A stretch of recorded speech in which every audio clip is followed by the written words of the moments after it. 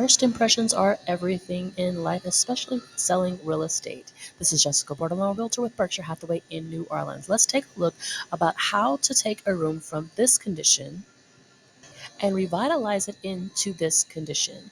This is one step in my process to coaching my sellers of real estate and my investors on how to increase the property value. So let's take a look of what changes we made. So the first step was to digitally remove all of the furniture. Because there was so much furniture, it did take 2 steps in order to accomplish this task. But now you can see here that the floor is clear. Step 2, I digitally removed the curtains from the windows. And step 3, we just went with a flat white on the wall so you can see the difference in the color of the walls here.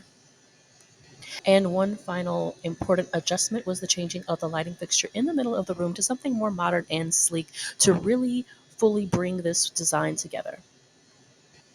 Altogether, a change like this with painting and changing the light fixture is probably going to cost $500 for this room, but it's going to increase the property value maximally. If my client follows my instructions for the bedrooms and the living room and the kitchen, they're going to spend approximately $5,000 on a mild form of renovation, but it's going to increase the property value potentially up to $30,000 more than the current asking price. If you're interested in learning more like this and getting this type of consultation, be sure to hit me up at the number on the screen.